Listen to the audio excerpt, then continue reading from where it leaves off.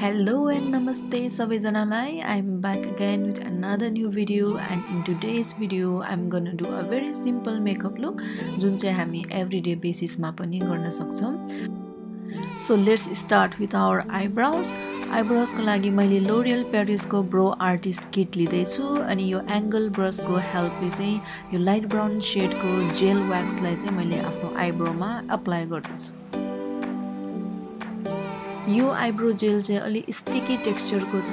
So यसले चाहिँ हाम्रो नेक्स्ट जुन हामीले आइब्रो पाउडर युज गर्छौं त्यसलाई चाहिँ हाम्रो स्किन मा अनि हाम्रो यो आइब्रो हेयर मा चाहिँ स्टिक गर्न हेल्प गर्छ, जसकारणले चाहिँ हाम्रो ब्रो पाउडर लङ लास्टिङ पनि गर्छ अनि हाम्रो आइब्रो मेकअपलाई चाहिँ दिनभरि पनि टिक्न हेल्प गर्छ.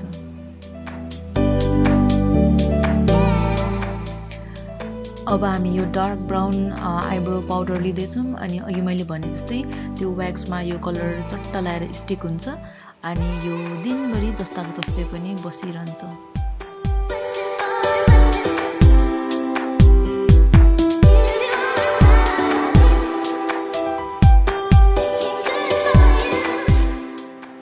One of the most important याद गर्नुपर्ने कुरा भनेको चाहिँ हामीले जति डार्क कलर हाम्रो आइब्रो को एन्ड मा युज गर्छौं त्यति डार्क कलर चाहिँ कहिले पनि हाम्रो आइब्रो को बिगिनिङ पार्ट मा युज गर्नु हुँदैन, किनभने हाम्रो आइब्रो चाहिँ एकदमै प्याची देख्छ अनि फेक देख्छ.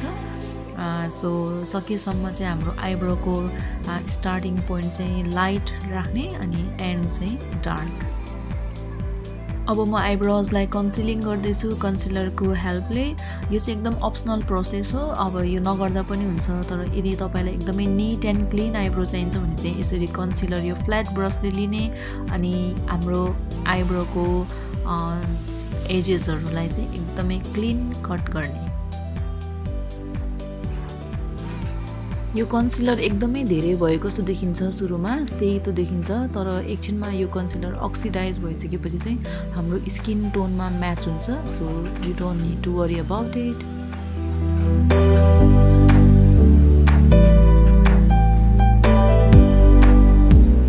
Most of my friends and फ्यामिलीजले चाहिँ मलाई एकदमै धेरै रिक्वेस्ट गर्नुहुन्छ हैन, यो सिम्पल मेकअप भए पनि सिकाइदेऊ न अनि डे टु डे लाइफमा युज हुने मेकअप टिप्स हामीलाई पनि देऊ न भनेर रिक्वेस्ट गर्नुहुन्छ. त्यही भएर यो भिडियो चाहिँ for all those my friends and families, मेरो फलोवर्स, मेरो वेल विशर्सको लागि who love very simple makeup.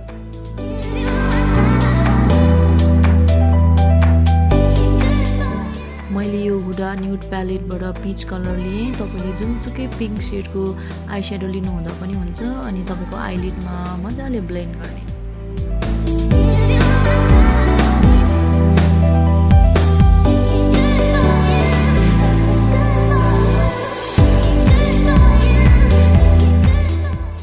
अब मैले फ्ल्याट ब्रशमा कन्सिलर लिए अनि आइलिडको बीच भागमा कट क्रिज गरे.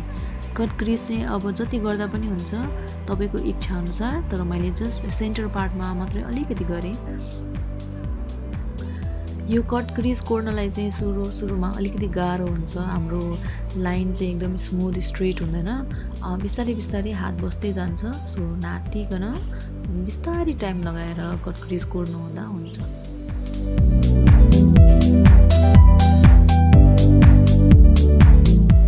कट क्रिज गरेको कन्सिलर माथि चाहिँ मैले यो हल्का सिल्भर सिमरी कलर युज गर्दै छु. यो चाहिँ न्यूड प्यालेटबाटै लिएको हो मैले.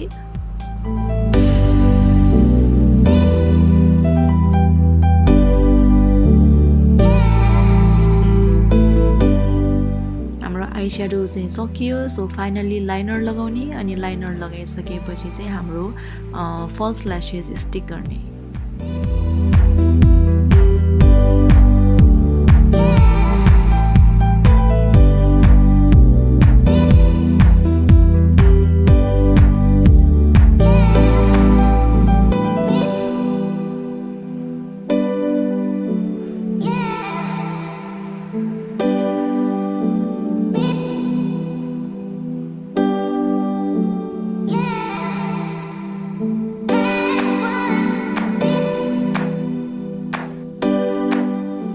नेक्स्ट टाइममा पनि सेम प्रोसेस फलो गर्ने. पहिला पीच कलरको आई स्याडो ब्लेन्ड गर्ने हाम्रो आइलिडमा अनि कन्सिलरले कट क्रिज कोर्ने. कन्सिलर माथि सिल्भर कलरको सिमरी आई स्याडो लगाउने, लाइनर तान्ने, ल्यासेस लगाउने अनि सक्यो। खासमा चाहिँ यो कुनै प्लान भिडियो होइन, म चाहिँ दिदीको घर जानलाई रेडी हुँदै थिएँ। सो यतिकै भिडियो बनाइदिएँ। Hope you all enjoyed it. केही नयाँ कुराहरू सिक्नुभयो होला अनि धेरै कमी कमजोरीहरू पनि छन्, प्लिज माइन्ड नगरिदिनुहोस् है त।